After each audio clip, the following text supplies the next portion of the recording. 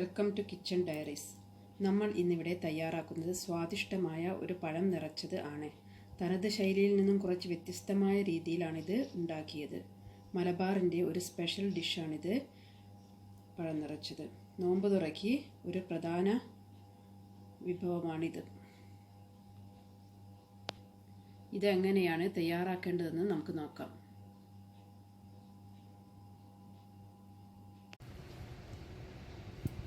കട്ടിയുള്ള ഒരു പാൻ അടുപ്പിൽ വെച്ചതിന് ശേഷം അതിലേക്ക് 1 ടേബിൾ സ്പൂൺ ഗീ ചേർക്കുക.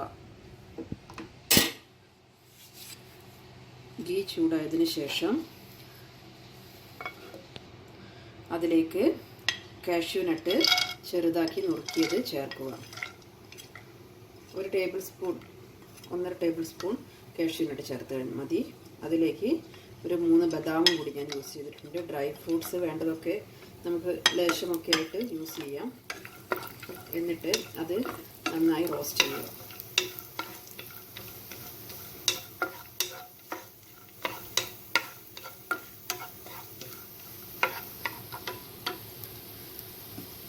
അതിലേക്ക് കുറച്ച് റേസിൻസ് കൂടി ചേർക്കുന്നുണ്ട്.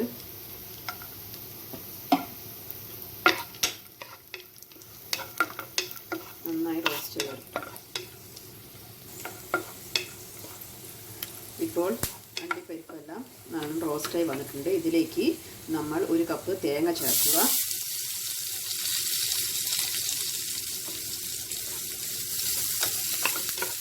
തേങ്ങ ചേർത്ത് നന്നായി ഇളക്കിക്കൊണ്ടിരിക്കുക.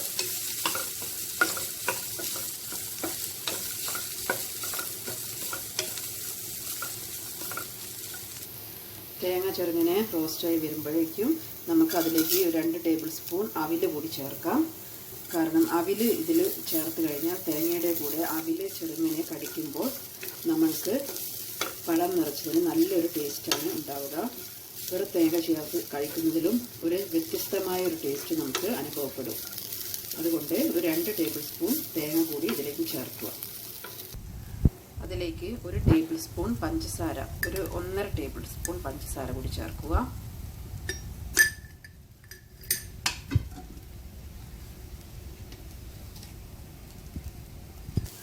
ഒരു 1/2 ടേബിൾ സ്പൂൺ ഏലക്കായ പൊടിച്ചത് കൂടി ചേർക്കുക.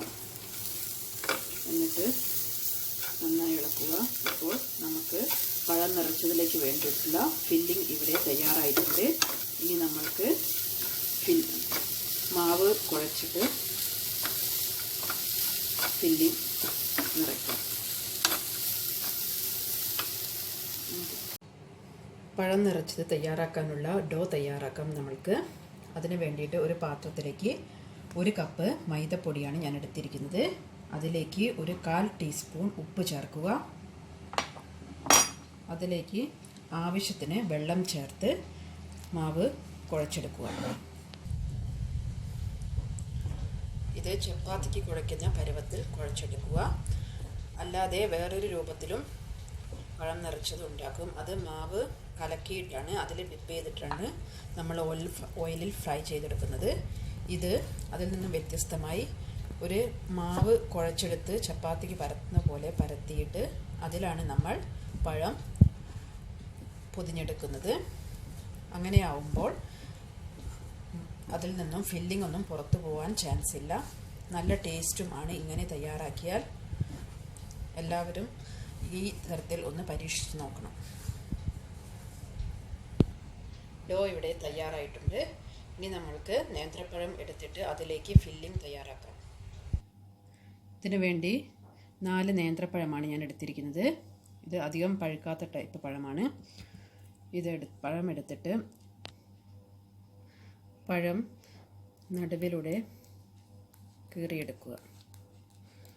2 സൈഡും കട്ട് ചെയ്യരുത്, നടുവിൽ മാത്രം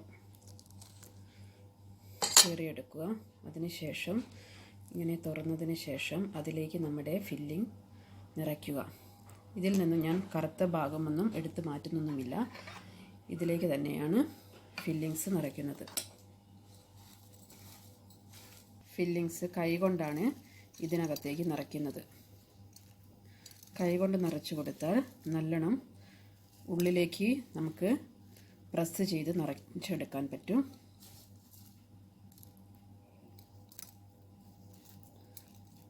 നല്ലോണം പോർഷനിലേക്കൊക്കെ പ്രസ് ചെയ്തുകൊണ്ട് നിറച്ചെടുക്കുക. ഇപ്പോൾ ഇതിലേക്കുള്ള ഫില്ലിംഗ് തയ്യാറായിട്ടുണ്ട്. ഇതുപോലെ നമ്മുടെ ബാക്കിയുള്ള പഴങ്ങളും കൂടി ഇങ്ങനെ ഫിൽ ചെയ്തെടുക്കുക. ഇപ്പോൾ നമ്മുടെ പഴം എല്ലാം ഫിൽ ചെയ്ത് വെച്ചിട്ടുണ്ട്. ഇനി നമ്മൾക്ക് മാവ് പരത്തിയതിന് ശേഷം അതിലേക്ക് ഇത് ചുരുട്ടിയെടുക്കാം. നേരത്തെ കുഴച്ച് വെച്ച മാവിൽ നിന്നും ഓരോ ഉരുളകളായി എടുത്തിട്ട് നമുക്ക് ചപ്പാത്തി പരത്തുന്ന പോലെ മാവ് പരത്തിയെടുക്കാം. കുറച്ച് നൈസായി തന്നെ പരത്തിയെടുക്കണം, അധികം കട്ടി ഉണ്ടാവാൻ പാടില്ല. ഇപ്പോൾ ഒരു ചപ്പാത്തിയുടെ വലുപ്പത്തിൽ നമ്മൾ മാവ് പരത്തിയെടുത്തിട്ടുണ്ട്. അതിലേക്ക് നമ്മൾ പഴം ഫിൽ ചെയ്യാൻ വേണ്ടിയിട്ട് ഫിൽ ചെയ്ത് വെച്ചിരിക്കുന്ന പഴം എടുത്തിട്ട് മാവ് കൊണ്ട് കവർ ചെയ്തെടുക്കുക.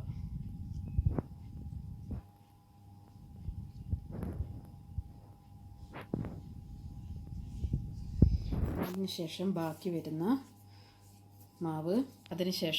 വരുന്ന മാവ് നമ്മളിവിടെ കട്ട് ചെയ്ത് കളഞ്ഞതിന് ശേഷം ഉള്ളിലേക്ക് മടക്കി വെക്കുക.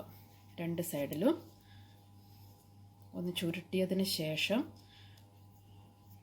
ഒന്ന് ഉള്ളിലേക്ക് മടക്കി കൊടുക്കുക. ഇപ്പോൾ നമ്മുടെ പഴം നിറച്ചതിന് വേണ്ട ശരിയായിട്ടുണ്ട്. ഇതുപോലെ ബാക്കിയുള്ള മാവും കൂടി പരത്തിയെടുത്ത് പഴം കവർ ചെയ്തെടുക്കുക. പാൻ അടുപ്പിൽ വെച്ച് അതിലേക്ക് ആവശ്യത്തിന് ഓയിൽ ചേർത്തതിന് ശേഷം ചൂടായ എണ്ണയിലേക്ക് പഴം ഇട്ട് കൊടുക്കുക.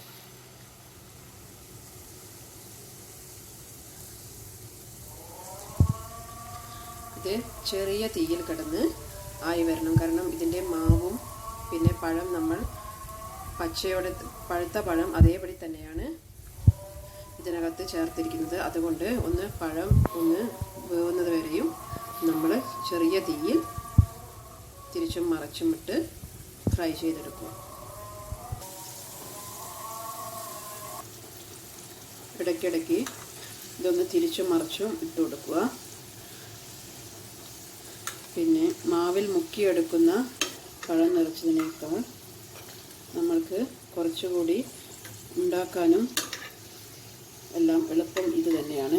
കാരണം ഇതിൽ നിന്നും ഫില്ലിംഗ് പുറത്തേക്ക് പോകും എന്ന് ഉള്ള പ്രശ്നം വേണ്ട.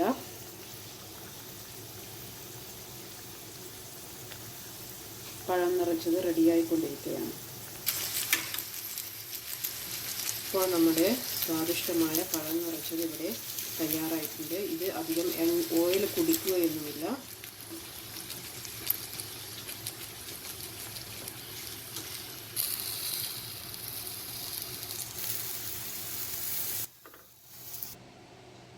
ഇതുപോലെ ബാക്കിയുള്ള പഴം നിറച്ചത് കൂടി നമുക്ക് തയ്യാറാക്കിയെടുക്കാം. ഇപ്പോൾ നമ്മുടെ സ്വാദിഷ്ടമായ പഴം നിറച്ചത് ഇവിടെ റെഡിയായിട്ടുണ്ട്. എല്ലാവരും ഇത് ട്രൈ ചെയ്ത് നോക്കണം. ലൈക്ക് ചെയ്യണം, ഷെയർ ചെയ്യണം, സപ്പോർട്ട് ചെയ്യണം. Thank you for watching.